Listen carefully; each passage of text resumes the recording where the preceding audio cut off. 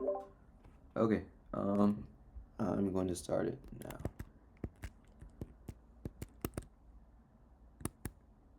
Okay, so hi, my name is Henry. I'll be lecturing for AP Seminar EOCA today, and yeah, let's get into it.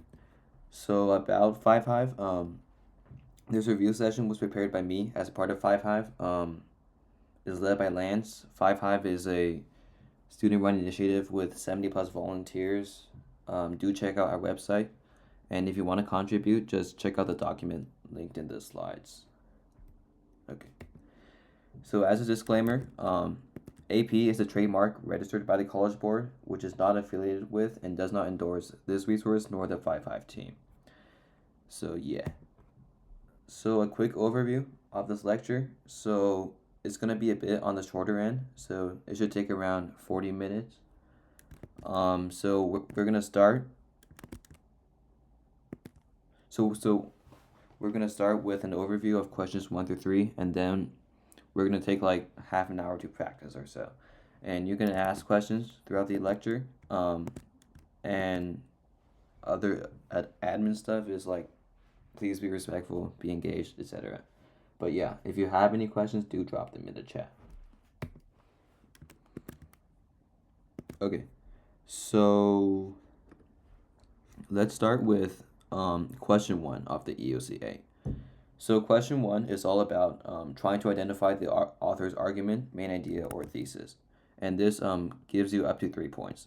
So for the EOCA, you want to spend like 5 to 10 minutes reading the article. And then for writing your response, you want to take like 1 to 2 minutes, right? So to earn full credit, you must accurately state the thesis and mention every part of it. So that means if you see 3 supporting points or 1 big idea plus 2 smaller ones, you must include all 3. So normally, question 1 has 3 components to it. But something that could also work is 1 big claim with 2 subclaims. And I've seen both of these quite often. So you should familiarize yourself with the structure that normally an article has three subclaims or 1 big claim with 2 smaller ones. Okay. Okay, so question 2. Question 2 is all about line of reasoning. So the College Board wants you to identify 3 to 4 claims. So what that means is you want to first locate the main claim, the one you already stated in question 1, and then you want to try to pick out the supporting claims that help to guide the line of reasoning for that. So the line of reasoning is essentially described by the College Board as how the author arranges claims and evidence to arrive at a conclusion. And according to their rubric, line of reasoning is an arrangement of claims and evidence that leads to a conclusion. And then commentary is a discussion and analysis of evidence in relation to the claim. So you want to identify where these claims are located and we will explore more of this in our practice later. So so the second step in question 2 is to really trace out the line of reasoning. So what that means is you're going to have to show how the author moves from claim A to claim B to claim C. So you want to describe like the logical connections. So does claim A establish a problem? Does claim B diagnose that problem? Does claim C propose a solution? So most of the time, the claims in the articles are related to each other. And so what you want to do is you want to describe how these are all interconnected and put these sources into conversation. So the next step is to establish context, right? So you have to point out whether the author situates the argument within a broader context, whether that's historical background, stakeholder perspectives, or I don't know, some broader statistics. But yeah, so it usually is a good idea to find out where the author is standing because the context might be important for your line of reasoning. Okay, so the ways that you can find connections or the ways that you can describe them, there's basically 3 main ways, right? So the first main way is to look at the context, which I discussed earlier. But the second step or a second option is to look at whether the author established a counter argument. So a counter argument is when um, a possible counterclaim is made against the author, then the author addresses that by including a refutation. So when the author includes a counter argument or any limitations that essentially enhances the argument, as it really makes the author's argument more well-rounded. So yeah, identifying such claims really can make your argument stand out and easier to earn points. And then the last way you can earn points for question 2 is you can try to identify connections between different claims and solutions. So what I mentioned earlier was the conversation between sources. So what that means is you want to synthesize how claims A, B, and C really interact with each other. Like, do they build on each other? Do they offer alternative solutions, or do they present trade-offs? Right? So, for example, claim A might contextualize a problem. Claim B might propose policy A. But then claim C might say that, okay, Claim C might say that the policy presented in Claim B is not actually going to work because of this. So you really want to identify all parts of the argument made in the article for you to earn full points on row 2. Okay, so question 3 is all about evaluating relevance and credibility. So I'm going to explain what this means, right? So the College Board describes credibility as something that credibility is whether like a source can be trusted or not, and the relevance is how those specific pieces of evidence really tie back to the main argument of the author's claim.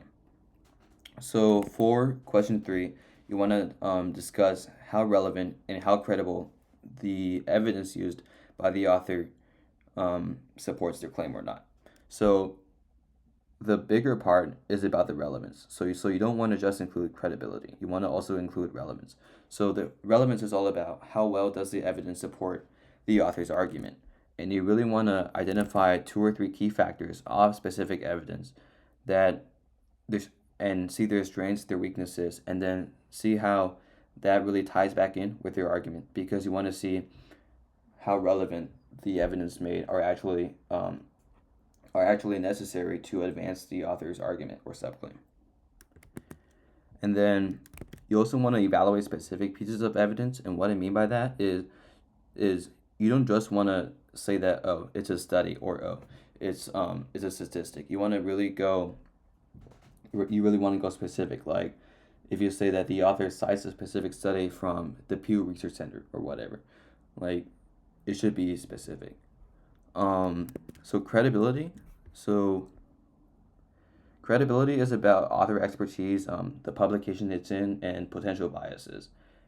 But something that I want to keep in mind is credibility is somewhat abstract, and what I mean by that is credibility is oftentimes kind of obsolete to include by itself. So if you want a successful question 3 response, you have to include both credibility and relevance, because sometimes evidence can be highly relevant but less credible, or vice versa. So you have to discuss that kind of trade-off, and you have to really balance credibility with relevance to identify how that supports the author's claim. So some common sources of credible sources are going to be like peer research journals, or the Wall Street Journal, or like medium-centered media sites. So if it's something like Fox News or CNN, or something that's obviously to the left or to the right, you really want to try to identify that, because that can help advance your response in question 3. Yeah, so I'm going to so for your question, I can definitely give examples of relevance. So something that would be relevant is like let me see. So if the author's claim is about how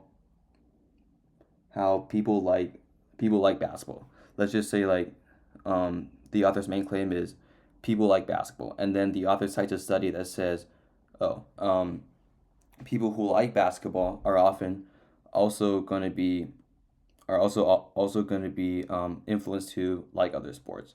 And so that piece of evidence, even if it's from like the Pew Research Center or whatever, a peer-reviewed journal, it might not be relevant to the argument. So just because people who like basketball like other sports, that doesn't necessarily support the argument that a lot of people like basketball. So I know that's kind of like an obsolete example, but we'll see how this plays out in the practice later because I feel like that's a lot better way to explain this. Yeah. Okay. So before I move on, are there any questions? And then we'll move on to the practice. Um, Normally I do like one sentence for question one, but it's normally like a big sentence. So normally I have like an independent clause that includes that includes what that includes the author's main claim, and then I'd have like three separate bullet points for how that plays out. If everything's relevant. Um, how I do it is I evaluate source by source, and I evaluate like source A or this source by the Wall Street Journal is credible, is relevant. I wouldn't, but yeah. If all the sources are seemingly relevant to the author's claim, then I would definitely include that at the bottom of your argument to sort of wrap that up.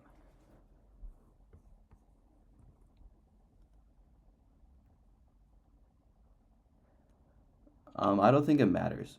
Um, so the order in which you discuss it shouldn't really be a problem. Like I haven't had any instance where I saw a person do this, where I saw a person do that in different orders, and then got their grade docked. Because at the end of the day, it's really all about assessing credibility and relevance. It doesn't really matter like which order you put it in.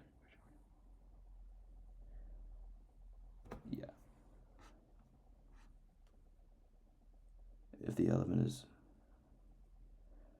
if the evidence is relevant, yeah, if it isn't relevant, you should definitely mention that. And because for question three, you really want to address possible limitations to the argument, like don't just focus on the good parts. You should try to identify some weak points that the author has, and then from those points, you should try to include that in your question three response. And yeah, you should still mention its credibility.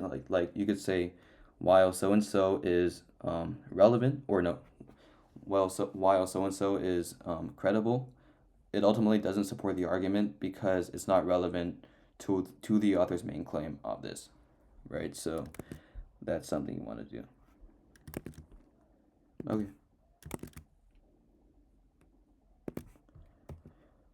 So now what we're gonna do is I want um I want to try to make all these things that I discussed earlier more concrete.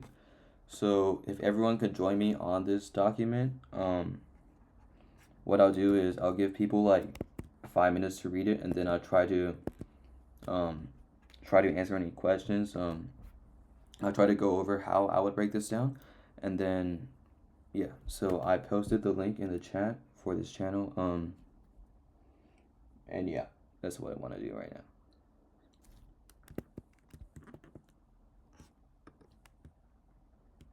So this is from 2024. This EOCA is from 2024. I'm using this. I'm gonna I'm gonna use this to try to kind of demonstrate how I would think through the process, because what I said earlier was really abstract, and it could really help if I did this with y'all. Yeah. So the line of reasoning is just how the author strategically um, spaces out the claims, and then how they go through it one by one. It's sort of like a path, but more importantly, is about how those claims really relate to one another. So how this claim or how this subclaim supports this other subclaim that the author made, um, etc., etc. Yeah, yeah.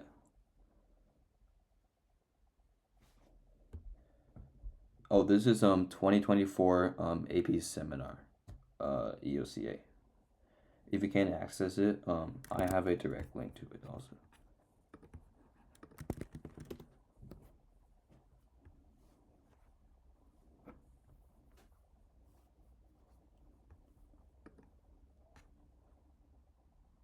Yeah, so line of reasoning, that's kind of hard to explain, but I but I will show how I would do it for this specific example. There's not really a good way for me to generally describe it.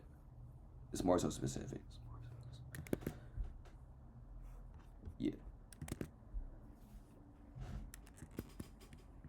But the idea is for the line of reasoning, you wanna discuss how different sources are in conversation with one another.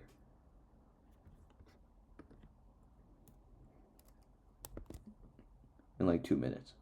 Yeah.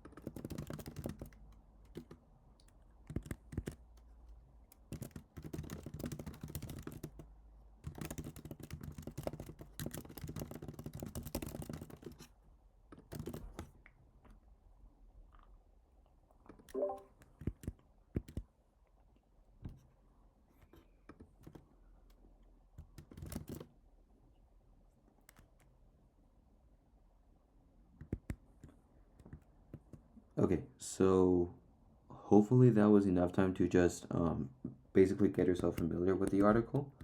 So what I'm gonna do is I'm gonna start highlighting some key claims made by the author, and I'm gonna do that in red.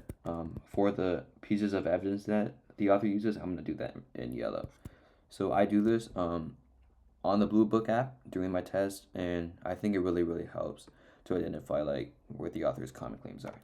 So the first claim the author makes is that laughter can be seen with a negative light. So I would highlight this because it really is a part of the author's main claim, because it sets up the contextualization for what comes later. Because the author later argues that laughter is really something that can be a positive thing for the workplace. And something that supports this this um, is this piece of evidence, right? Um, her her business article, leading with humor. So this is a piece of evidence that supports this main claim of laughter can be met in a negative light. Um, so yeah, that's one piece of evidence, and then a second piece of evidence is this 2002 study. So from the top, we can note that she doesn't really mention, or the author doesn't really mention, like the exact logistic of the study. So that's something that could be discussed later as a shortcoming, because the methodology for this study, like if it asks workers of what income bracket, or workers of what typical mood, right? So I feel like um, just mentioning like 2002 study of 2,500 Australians it doesn't really go into the full detail of the methodology of the study. So that could definitely be something mentioned later. Um, then the author goes to discuss a question because this is basically all context, and then the author transitions into his argument, which is that while it is typically seen in a negative light, laughter can actually bring significant benefits for the body, mind, and organization. So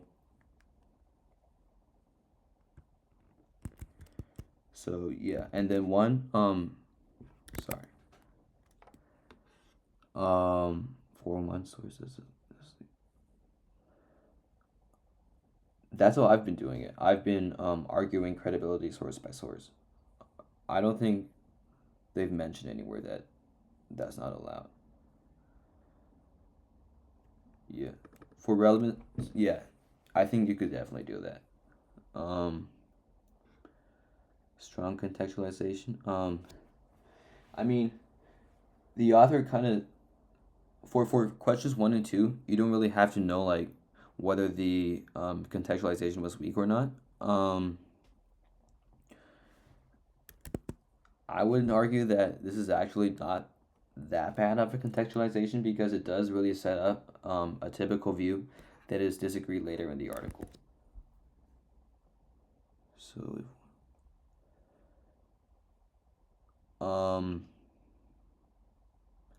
yeah. So, I don't think I'm completely understanding what your question is, but if I'm understanding it right, you could say that the claim mentioned here is really is really like is really arguing for a view that is that is typically seen as true, and then the author argues that okay, this kind of viewpoint towards laughter in the workplace is actually false because it brings so and so benefits. Right. Okay. So this is supported by this piece of evidence, right? So in one study published by the American Journal of Medical Sciences. So this is a lot more concrete. Notice how the author really includes like the entire name of the journal here. Then the author goes on to try to assess the researcher's credibility. So that's definitely going to be something you want to write later in your response. Methodology. Um,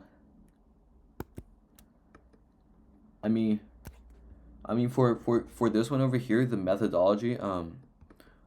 Why why I would ask for that or why I would point that out is because this study doesn't really contextualize like the methodology used. Like this one, this one is more or less a subjective one. So I feel like this study is more about. It's kind of hard to describe. This study over here is kind of relies on more qualitative factors, while this one here is more about more concrete data instead of just relying on abstract factors. Yeah, I think just Australians, that could be something you could point out. But also like the methodology, like they fail to recognize that they fail to mention the methodology used for this one. Okay, so another claim that is made. So claims are usually made in the first sentence of a big paragraph. So healthy laughter can also improve the elasticity and function of blood vessels. It can help you protect against cardiovascular disease. That's also a claim. That's also a claim made by the author. So you could highlight that too. And then it includes evidence to support that. Yeah, and then more evidence. And then it makes a final claim, right? So the author's final claim is that laughter can allow you to focus more readily on the tasks at hand. So that's going to be a major claim for the author. And then it also notes that laughter is a morale booster. I'm not sure if this builds on this claim or the one or the main claim. So I would keep that there, and I would analyze that later. And yeah, the author also argues that it can increase innovation in the workplace, and then it goes on to identify a study that supports that. And lastly, he suggests that productivity and employee retention is positively impacted by humor. So basically, laughter benefits employees' possibility of staying in the workplace, right? So that's something you could also highlight. And then the last thing the author notes is that there's a lot of organizational benefits. And yeah, this is a study. So what I would do is I look at this, and then I'd use this as sort of like a guideline for how I can guide the line of reasoning. So first off, let's start with question one. So question one is about trying to identify the author's argument, main idea, or thesis. So from the top, I noticed that the author argues that while it's typically seen as something that is negative for the workplace, the author argues that laughter can create benefits in the workplace, and he argues this by arguing that, or by claiming that it benefits people's social and emotional health, as well as improving the workplace environment and their effectiveness as a result. So I would say the author argues that, so this is the structure of one big claim with two smaller claims. The laughter benefits the workplace. So that's gonna be my main claim, and then my subclaims are going to be, so it benefits people's emotional health, their ability to focus, and then my second subclaim is going to be positively impacting the workplace environment and their effectiveness as a result. So I would say because it benefits people's emotional health and their ability to focus.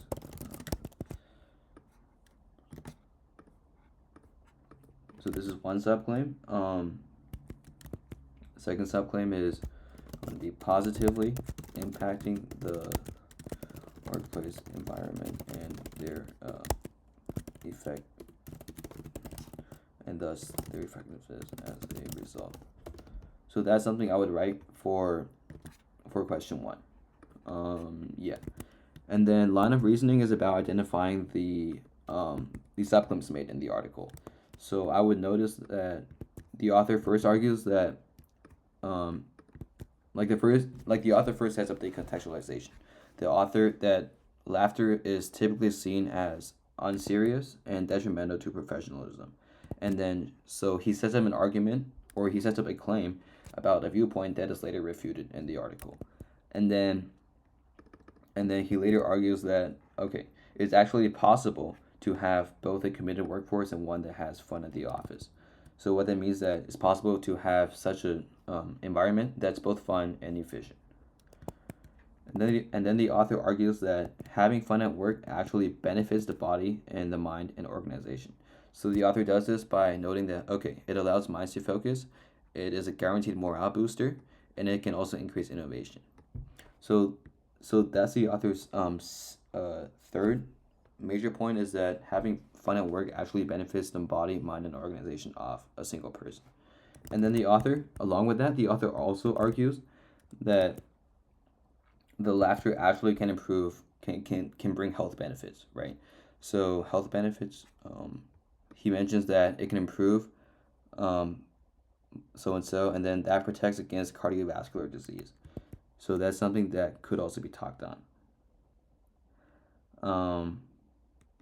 He also argues that the production of endorphins really helps people's minds to focus, reduce stress, and achieve balance.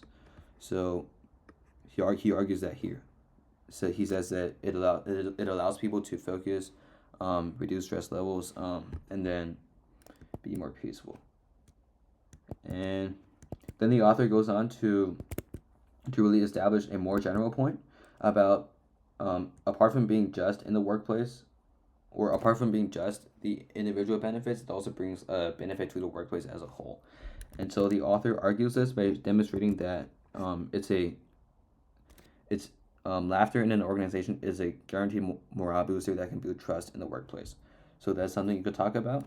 He also talks about how it increases productivity, employee retention, and so that's something that benefits the workplace as a whole. And it also increases organizational benefits. And then the author does concede that it is still somewhat of a mystery to modern science. So I don't think the author really made a counter argument directly in this article, but by stating that, or by conceding that laughter is still has something that has yet to be discovered, I feel like the author really advances his argument. So it doesn't really have to be a counter argument. It just has to be something that he addresses that could possibly detract from his argument, and then he refutes that later in the article. So yeah, he concedes the difficulties of researching laughter, and then this overall benefits his credibility and relevance. So that would be line of reasoning. Evaluate the effectiveness the author uses to support the claims. So this is a bit tricky, right? Or not really. It's tricky in the sense that you can be too tripped up with credibility and then fail to account for the relevance of how the evidence really relates to the main claim. So the author does mention that Alison Beard in her 2014 business article review really proves that laughter um, laughter that laughter is a very common statistic that is seen in many people. Um, but I I think instead of just assessing that, okay, it's by this Alison Beard in a very credible journal or whatever, I think it's more important to really analyze how that fits into the main argument. So the author first sets up that laughter is seen in a negative light, and then he refutes that, right? So by addressing this, the author really recognizes that laughter is something that is common, and so addressing the effectiveness of it as a result, or addressing how it's beneficial and how it's detrimental to the workplace is really something that's going to be important to study. And then the author later notes that this 2002 study of 2,500 Australians. So I mentioned earlier that there's a lack in methodology. So you could briefly touch upon that. That there could be a possible bias, but I feel like the more important part is about addressing the relevance. So this part really sets up a disagreement with the previous view of how laughter can be met with the look of scorn and disapproval, as it really does demonstrate how people actually prefer happiness and laughter in the workplace. So, yeah, that's something I would mention. Um,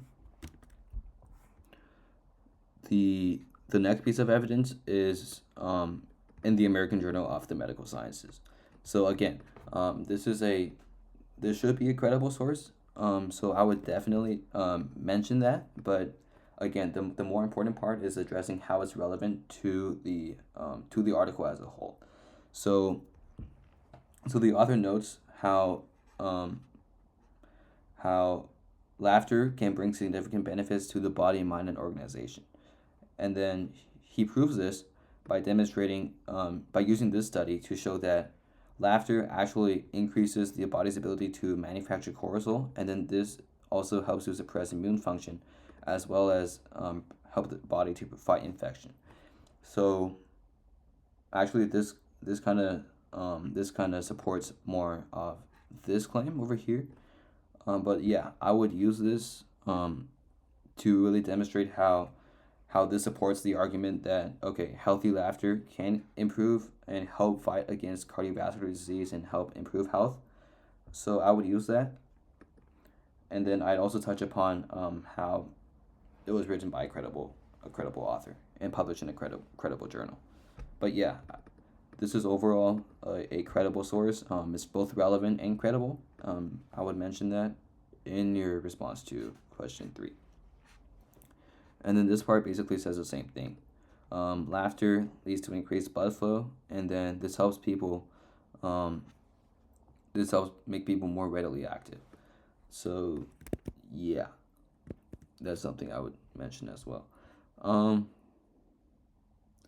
According to research at Stanford, so this one also supports this main claim that it improves medical health of individuals. So by noting that, I kind of noticed that there's 1, 2, 3 pieces of evidence that support medical health. So I would recognize that in my original thesis, I didn't really focus on people's health, right? People's medical health. So I would go back and revise my response to question 1, and that's something that you should really be doing throughout the process is going back to question 1, and then as you go through the line of reasoning, you realize that there's something more that you didn't include in question 1, and you should definitely go back after question 2, after question 3 to revise your question 1 response. So I'd say that. And then how many main ideas? So I usually do 3 subclaims or 1 big claim with 2 smaller ones. So for this article, it's about laughter benefits the workplace. That's a major claim, and that's a value judgment. And then his 2 subclaims are it benefits people's medical and emotional health, so on the individual level, and then it also benefits the workplace as a whole. So that's what I would argue. But if you wanted to make 3 subclaims, I think you could definitely do that. You could mention how it also how it increases people's ability to focus on medical health and impacting the workplace environment. But personally, I feel like 2 or 3 is a good number to be at for question 1. Yeah. Okay. So the next claim that the author makes is, or no, I already did question 2. So the next piece of evidence is this study by Chris Robert at the University of Missouri. Yeah, so this is something that supports this claim of increasing innovation. As you can see that people laugh at things that don't normally fit together. There's a reaction, and then it helps people to put variables together. So this is relevant somewhat to the argument that laughter is beneficial to the workplace, but I would note here that this study doesn't directly support like the argument, like if that makes sense, right? So the author argues that okay, so when it increases innovation, then it also benefits the workplace, but that's kind of implied and that's not really directly stated. So it could leave the reader confused, but again, it's kind of judgmental as to how you decide, or it's kind of subjective as to how you decide whether a claim is relevant or credible. But for stuff like this, where there's multiple pieces of evidence, multiple credible sources that support the same idea, that's something that is usually objective and really adds to the argument. So that's something that should be objectively true. And then the last piece of evidence is this 2012 study. Again, that's kind of vague, but it's good enough for the author's argument of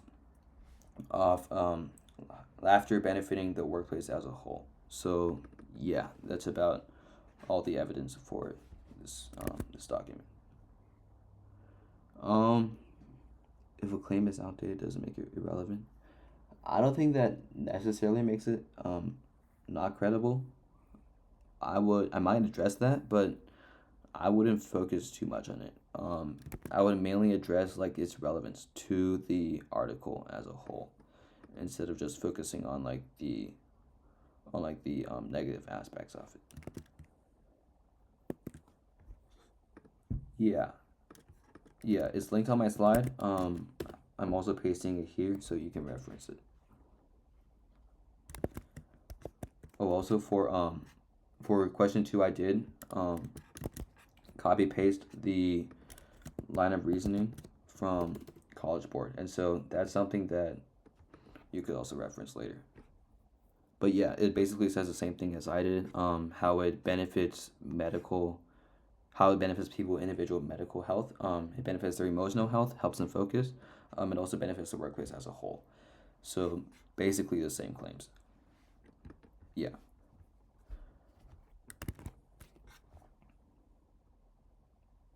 This review is pretty much done. So I will stay for questions, but yeah, this review is pretty much over with. Yeah, the slideshow is linked in the lecture schedule sheet, but I'll also send the link here. I just pasted it. I always do EOCB first because of how long it takes and because of its weighting. So EOCB is much more in depth. So I feel like it's a lot harder to do in the EOCA, and it's also weighted more on the grading part of it. So I would start with the EOCB first. Yeah. I don't know where you can get them graded, but you can always look at the scoring guidelines and see generally where you're at, right? So you can see like if you got most of the main claims for question 1, you can see like if you did get most aspects of the line of reasoning for question 2, and then with that you could pretty much try to see where you're at, if you're at a 4, if you're at a 6, whatnot. So the schedule sheet is linked right over here. Yeah, it has all the schedules for lectures for the coming weeks.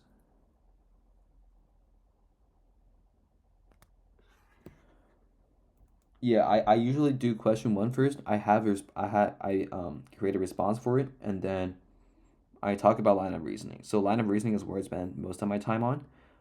But after doing questions 2 and 3, or parts 2 and 3, I'd go back and revise question 1 if necessary. So, but that's what works for me. It might not work for anyone else. But yeah, just try it a bit with a couple practices and then see where you're at, so you can identify the strategy you're going to use on test day. I think it's all one test, right? So I don't think there's separate designations for EOC and EOCB. I think it's just a complete block of 2 hours or something for both. I think so. As far as I know, I think so.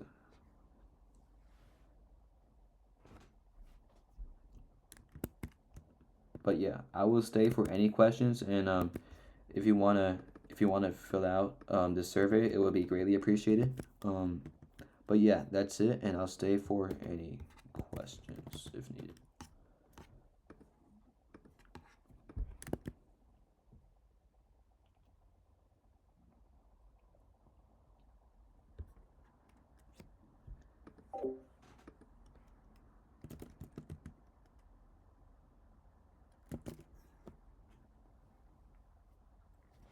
Oh, also just to mention, EOCB will have something similar, and it will be tomorrow at 5 p.m.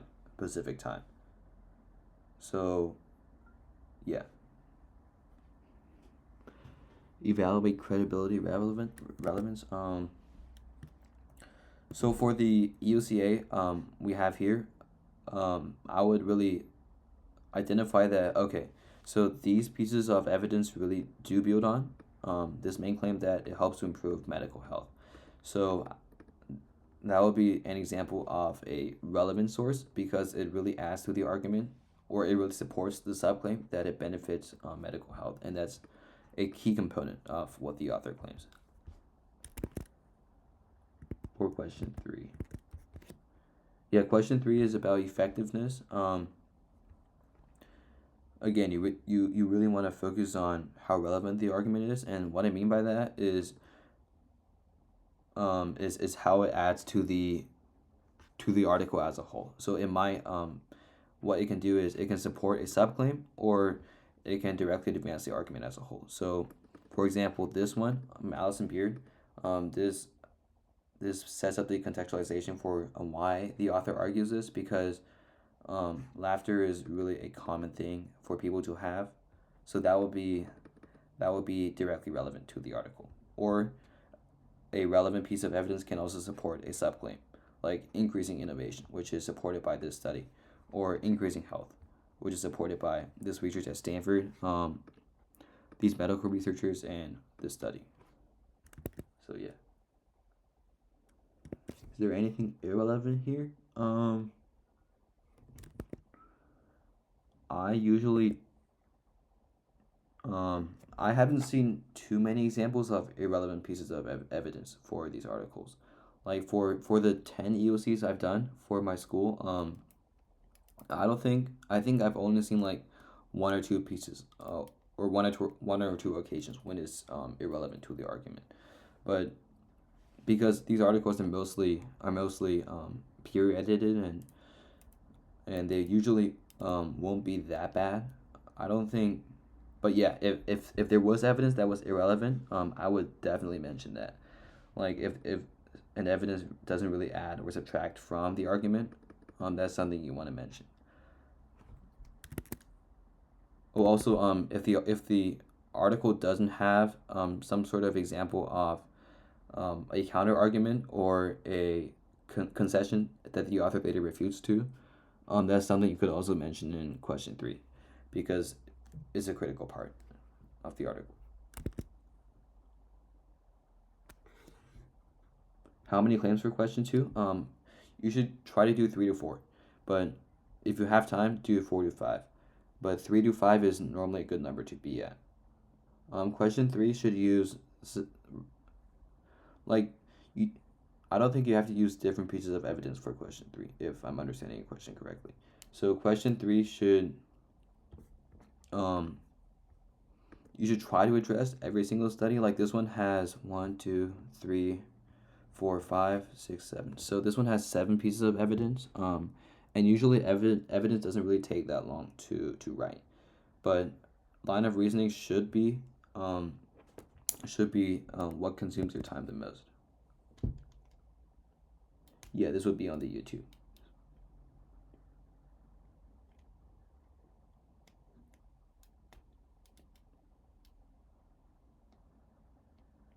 Yeah, doing the EOCB first is usually good advice because it's weighted more and it's usually harder to do. Yeah.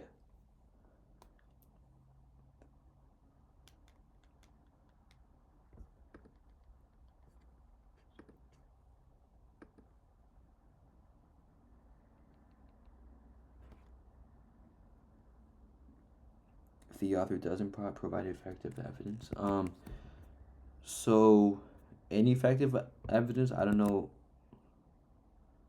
Yeah. The video will be on YouTube.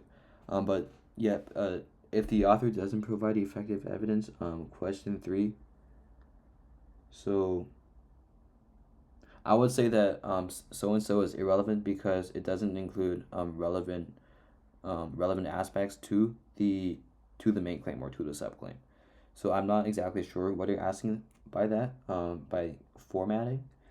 But I'm assuming if you mean like how to phrase it, you would definitely say something along the lines of, okay, this piece of evidence is irrelevant or it doesn't add to the article because, or it doesn't add to the author's argument because it doesn't really make sense in the context of what the author is trying to argue here.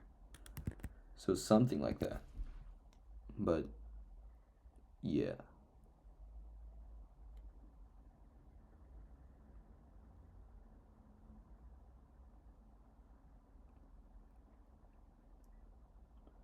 So I just evidence he provided.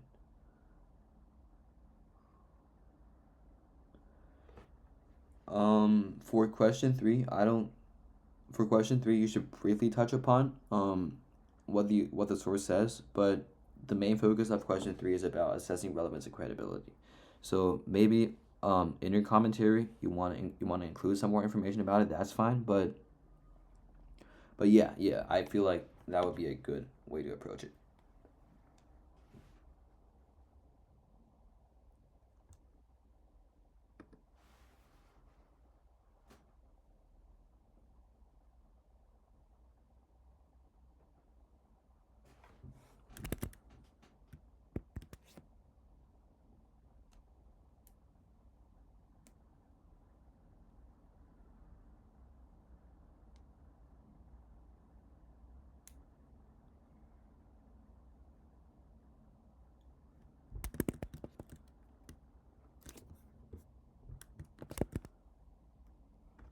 No, I haven't taken APCS. Yeah.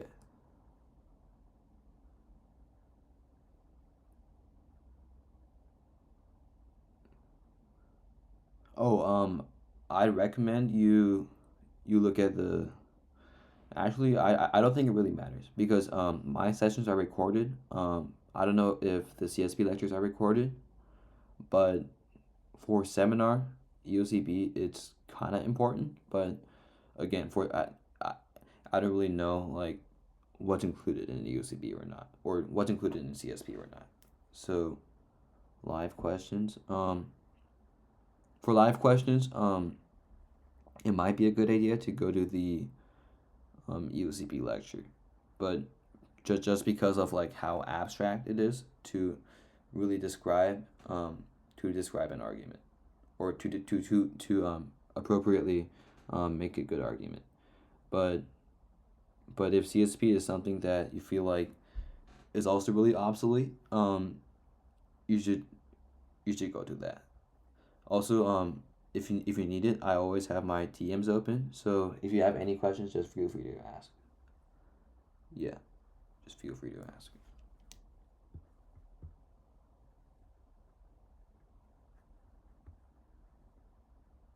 Okay. Thank you, and I'll see you tomorrow if I see you. Okay. Um. All right.